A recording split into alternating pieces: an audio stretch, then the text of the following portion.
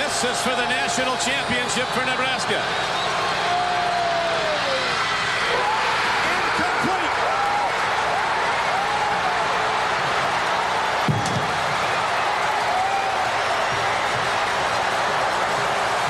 I'll tell you this.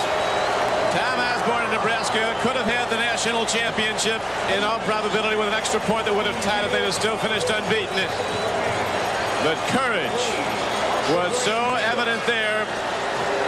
The integrity of Nebraska football and that whole state was on the line. They gambled and lost, but they're certainly to be given great credit for trying. Hello, everybody. I'm Tony Segreto. We've had this conversation going. We should have been recording the whole thing. But welcome. I'm Tony Segreto, an Orange Bowl committee member. I hope we get through this. I'm a longtime sports and news anchor in South Florida and for NBC as well. We want to welcome all of you to the second in our series of In the Trenches, an exciting college football video series featuring behind-the-scenes look at some of the most iconic Orange Bowl games through the eyes of some of the great players and coaches who were actually part of them. Today, we will look at the 50th Orange Bowl, a game that many have called one of the greatest in history. The 1984 Orange Bowl between number 1 Nebraska, number 5 Miami, and what would give the Miami Hurricanes their first ever national championship behind Howard Schnellenberger. Now, for full disclosure and transparency, I'm a Miami grad. I actually did this game on the radio with the legendary Sonny Hirsch for the Hurricanes Broadcast Network. And today we are joined by arguably the Mount Rushmore of that game. Bernie Kosar, Alonzo Highsmith, the game's MVP, Jack Fernandez, and David Heffernan, all from the champion University of Miami Hurricanes. Guys, I don't even know where we're going to begin, but let me just, before this craziness starts, because I know it's going to be crazy, I got to give you everybody who may not know, God forbid, the little bit of history of you guys. Bernie Kosar, of course, he won the first national championship for Miami. But as you know, he graduated in 2.5 years, played 12 years in the NFL, drafted in the first round by the Browns in the supplemental draft. Then he went to the Cowboys, won a Super Bowl there with Jimmy, and then wound up actually with the Miami Dolphins. He is a 2-time Pro Bowler, a Heisman Trophy finalist, and of course, a college football national champion and a Super Bowl champion. Alonzo Highsmith, number 3 pick overall by the Houston Oilers in '87, 6 NFL seasons with the Oilers, Cowboys, and Bucks. Actually became a professional boxer when he retired with a record of 27-1-2, 23 knockouts. I'm going to ask him who those 2 losses were to. Currently in his 9th year as an NFL personnel executive, and now he is with the Seattle Seahawks, formerly with the Packers and the Browns. Jack Fernandez, of course, storybook story, replaces Kenny Sisk, who gets hurt early in the game, comes in the game, gets an interception. That leads to Miami's second touchdown. Afterwards, he has 15 tackles. He is the game's MVP. And, of course, David Heffernan, the stalwart at offensive line, drafted by the Chiefs in the 7th round, 4th round by the USFL Gamblers. But he went to the NFL, spent 4 really solid years there, and then wound up going back to the University of Miami, gets his law degree, and he's also a member of the Orange Bowl Committee. And that's my dog in the background, which we'll have to put up with as he's barking at turkeys. Anyway, guys, there's so much to talk about. What is your biggest memory when you think about it today beyond just the win? Okay, the win was amazing, but when you reflect on the game, Bernie, what is the first thing that comes to mind? You know, when you reflect on the game and you look at the guys and the family of the really the 5 of us on this call here tonight, the family and the love and the atmosphere that we all had put together for ourselves. That was 1983, and here we are, 2020, and it's probably just as strong. And here we are as, 18, 19-year-olds, really didn't, as underdogs, we really didn't know we weren't supposed to win the game. And that bond and that community, that family atmosphere that Coach Schnellenberger developed at the University of Miami back then, that camaraderie, I think, put us all together. And that's the kind of the reflection point that I have from thinking back of that. Alonzo, when I reflect back, I mean, like I said, I did the game on the radio, so I didn't see the telecast. But when I look back at the telecast, John Brody kept saying, this team is not intimidated by Nebraska. Yeah. Yeah. And you know what? I'm going to go back a little further. My first college football game I had ever seen was University of Miami in the Orange Bowl with Jim Kelly, and they played Florida. And they won that game in the last second, Mark Rush jumping over the top, and then a Rocky Belt touchdown. And when I saw that team come out of the smoke with 72,000 people, before there was ever a national championship game, that game is the game that shaped my life to be a Hurricane. During the recruiting process, I told myself I'm going to Miami. And then when I came out to spring football, I was a senior in high school, and they were still practicing every day for 4 hours. I told my dad, this team here, Dad, they're going to win a national championship. My dad looked at me and he said, who? I said, University of Miami, Dad. And this is where I'm going to go to school. And that leads to the Orange Bowl my freshman year. And I've always thought back to that day. And when you say why this team wasn't intimidated, it goes back to that game I saw against Florida with Jim Kelly as the starting quarterback, winning that game, and then watching them my senior year in high school, spring football. These guys were tough. I've always said this. There's been some other national championship teams in Miami, but if I had to take one of the Miami teams in a fist fight with me into a bar, I'm taking that 1984 national championship team because they ain't going to lose. Yeah. Would you have David Heffernan defend you in the event that went to court? Well, He protected us. He protected us so we didn't have to even get to that point. Nobody touched the quarterback, and the fullback got tackled sometime. But if you look in that game, the offensive line, they're still protecting us to this day. Thanks, Bernie. It's incredible you say that because when I look at that game, we were doing the game, I mean, you had 6, 7 beats, 8 beats. You could have looked off 2 or 3 guys. It was remarkable. And that offensive line didn't have any mental errors for 5 or 6 straight weeks, right, David? Yeah, we played well together, and I mean, it was a great source of pride for us because we knew what we had in Bernie. I mean, the rest of the country was still, this is a freshman QB as it's going along, but we knew. And as we stood in that huddle, you looked in his eyes, he was in control. And so our job was to make sure he didn't get knocked down. And nice thing at that game is we didn't have any sacks. We knew, and to kind of dovetail what Bernie said, the feeling in that locker room and leading up to it, and this is all credit to Coach Snellenberger because he scripted it this way. Nothing but praise for Nebraska. Basically taking the position, we hope we don't embarrass ourselves against Nebraska. They're the greatest team. They had all the articles. The best team in America was their first team. The second best team in America was their second team. But Howard instilled in us, we knew in that locker room that we were going to win that game. And it shows when you look at the way we came out offensively. I mean, it was masterful what Bernie did in the offensive game plan we had going, but that was because we knew in that locker room, we didn't care how many All-Americans they had. I don't think we had any All-Americans that year, but we knew we could win that game. And that was never in doubt at any point in the game. And I laugh because, Kenny gets a lot of credit as he should for tipping the ball away. But what people don't understand is Bernie will tell you when that ball if they had gone and tied the game or even made 2, we had 37 seconds left, I think. We were going to go down and score. So it wasn't any doubt. We had that one. I'm glad Kenny tipped it away, but we had it won either way. Jack, what a storybook game for you. I mean, when you look back, you've got to keep every once in a while, shake your head and go, wow, how in the world did this happen? I was just having fun.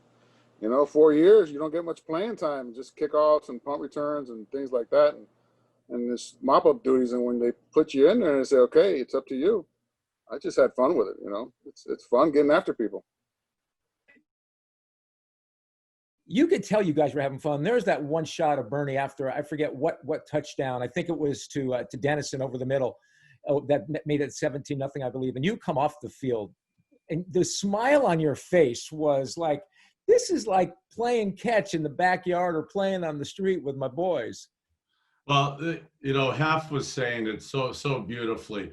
The coach had us believing that we weren't the underdogs, that we didn't know that was supposedly the greatest team ever. And we were such a family and boys and friends that it really was just fun out there. And to go in these big games, a lot of coaches, a lot of teams, they go into these big games, and especially with younger players, and they think that, hey, we don't want to make mistakes. Let's be conservative. Let's not beat ourselves. And we were kind of brash and had almost the antithesis of that way of thinking. And to come in and be aggressive, to go in and Coach Silver wanting us to throw the ball and go after him and be aggressive, that instilled confidence. When our coaching staff had confidence in us as players, I think we didn't want to let them down. And for them believing in us to go out there and really attack from the beginning, that's kind of been the staple of philosophically, that's, I think all of us could agree, has kind of been raised in our DNA from the University of Miami, what Coach Snellenberger instilled in us. And talk about having confidence. Here's Alonzo, right? And he talks about what it was like for him to go to the University of Miami. He knew he was going to go. But he's like the most highly recruited and what was the top 1 or 2 or 3 linebackers in the entire country. You get to Miami and Howard decides, he's going to make you a fullback and put you in the biggest game of your life. Yeah, you know what? That was honestly, that was probably one of the roughest stretches I went through, because to come in so high recruited, and I wore number 99 in high school because Hugh Green was my hero, and my other hero was Lawrence Taylor, and I had no offensive heroes. I didn't like anybody on offense. I remember as a kid I liked O.J. Simpson and some guys, but from the time I started playing defense to Miami, my heroes were all Mike Singletary, Lawrence Taylor, and then when I get to Miami, Julio Cortez, 99. Exactly. And they moved me to running back. I cried for like a day and a half, and Coach Schumberg called me in his office. And the only reason why I made the switch was one reason. If he had told me, Alonzo, you could win the Heisman, I would have said, nope, I'm staying on defense. I don't care about Heisman. But when he told me, I need you to do it for the team, and you'll make us better, I decided to do it. And you know what? It was weird because that opening game of the season, I think my season would have been exponentially better. But the first game I played as a freshman, the first time I touched the ball was a 14. I go 17 yards. The next time I touched the ball, I go 4 yards. The third time I touched the ball, Wilbur Marshall, I tried to cut cross field on a screen. Wilbur Marshall blew me up. I had a separated shoulder, 6 stitches under my chin, and 4 stitches right here. And I somehow miraculously I got up and walked off the field. And basically my season was kind of done at that point. I didn't come back until we played Purdue, I think. That was the next time I came back and played. And we were 8-1, 7-1. We were rolling. So there was, I got mop-up time and some times. And I was depressed. But I came out of my depression probably about the last 2 games of the season. I really started learning how to run 14. I was confident. My acceleration was hitting through that hole. And that week of practice, I was really practicing well. Coach Johnberg came up to me and he goes, man, you look faster or something. I said, I'm just getting my confidence now. He goes, I think I got 2 plays for you in the game. He says, don't go too far on the bench. I might throw you in there. I'm like, yeah, whatever. Okay. I'm trying to worry about getting me and Melvin Bratton, they had M&Ms and stuff down at the other end because they were redshirted. So they always carried food in their little pouch down there. So I'm getting ready to eat some M&Ms and stuff and enjoy the game. And someone says, Alonzo, get in the game. I'm like, oh. But it was a great time, and I owe a great deal to Coach Schnellenberger. They stuck with me. They guided me through this because it was a depression thing for me for the first 7 weeks of my freshman year, man. And my roommate was Winston Moss, and I used to challenge him every night that I was a better linebacker than him. And so, it was hard, but I wasn't transferring. I was where I wanted to be. I wanted to be a Hurricane. I wanted to change the world. I wanted to shake up the world, and that's why I went to Miami. Yeah.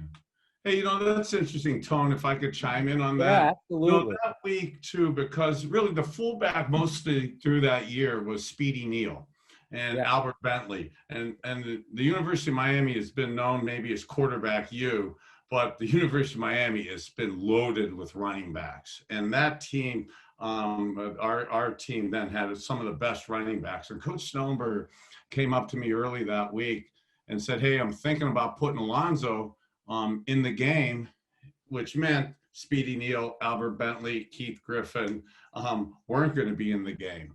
And that's a big move for a veteran type team to put a freshman in there with a freshman quarterback.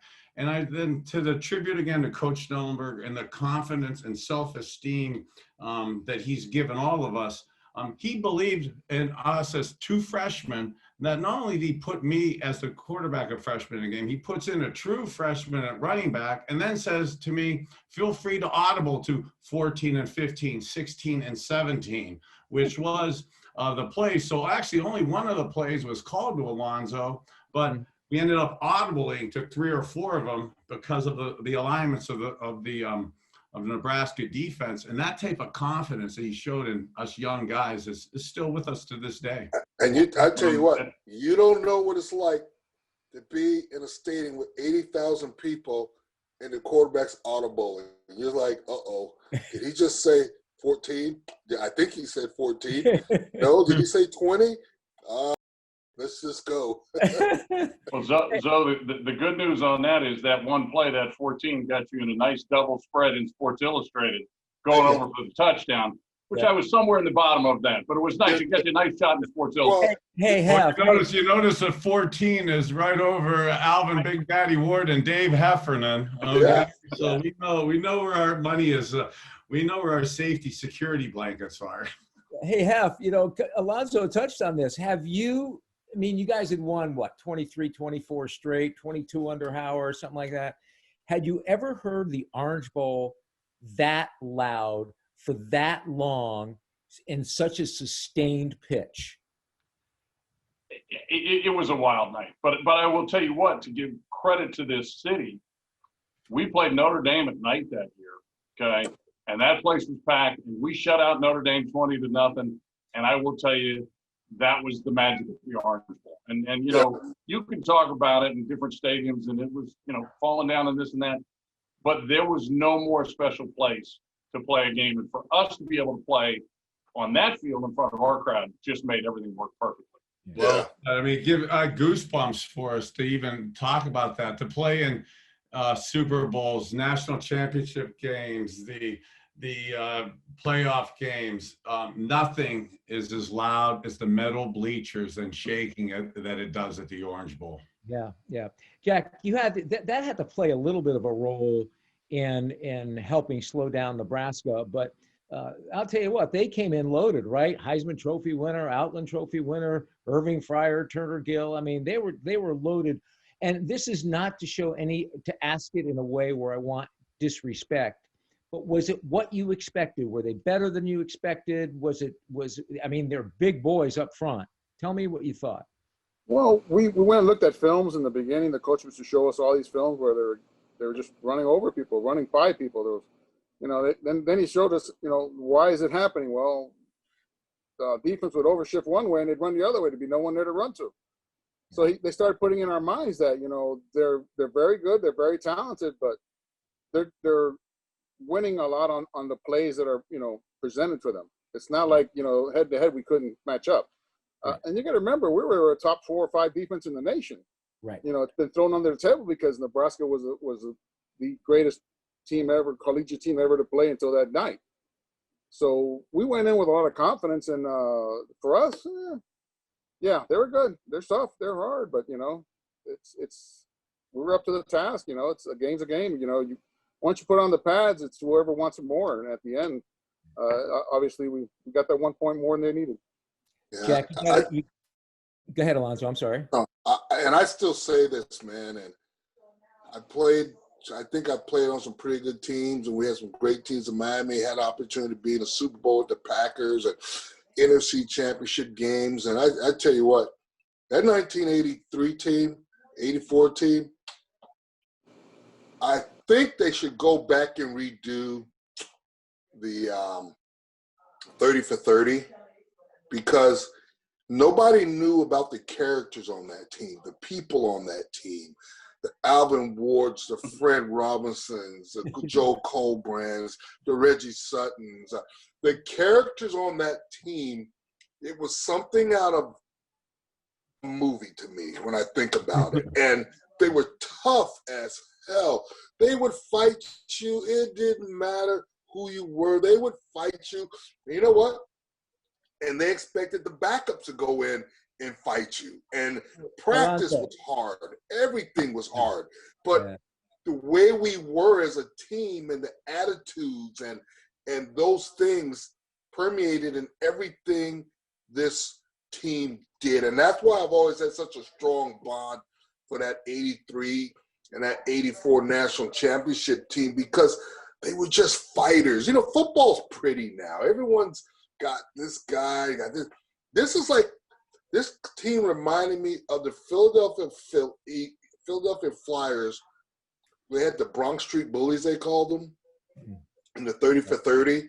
Yeah. This team matched that team. The city loved them. They were regular guys in the community. They drank beer at Bill and Ted's. They had a good time, and people loved them for that. You know what I mean?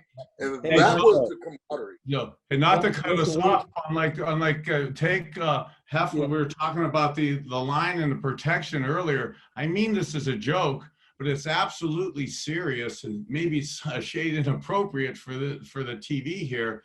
But I didn't get hit much at all in the game, and I didn't get hit much during the season, as good as the offensive line played. And to the point of our players, I'd get hit more by Julio, Swamp Man, Flemko after the games than I would get hit during the games. Oh, God. We had to sneak in. We'd have to sneak into training room to Mike O'Shea, okay, and say it happened during the game, but really it was a Kibis game playing kill frisbee with Julio and Swamp. After the game, it was more dangerous than playing quarterback. Yeah, I heard those stories. One of those guys. Yeah, it's actually listen, we only have like 3 minutes left. Jack, you all got to weigh in on this. Jack's gonna lead this off. You got to tell me what it's like. We had minute 21, whatever it was left. They're going for 2. You got to tell me what it was like on the field in that huddle. What you thought? I know Kenny Calhoun was supposed to cover Fryer, but decides he's gonna bounce off of him because Fryer had dropped that big pass to cover Jeff Smith. We're just waiting for what play they bring at us. And luckily, Kenny stayed tight because that running back came out of the side. I didn't even see him come out. I was too busy trying to make sure that Gill didn't come around and run around us. Yeah. We're very glad he stayed put. It had to be tough being on the sideline offensive guys, Dave and Bernie and Alonzo. That had to be just excruciating, especially for Alonzo, who was a former defensive guy. But Hef, give me your thoughts. Again, we there was some time left. So, we were plotting, and I know Bernie was already mapping out exactly how we were going to go down that field and kick a field goal and win the game. So, it was just euphoric when you see it happen. And then to be able to go out and take those final snaps, it was just unbelievable. But a lot of faith in our defense. They carried us all year long. We knew if we got enough points, they'd keep us in every single game, and they did. They did just enough in this one. Hey, I think that was the only time they got to Bernie was on the kneel down, because they just decided to roll you guys over and go after Bernie, right?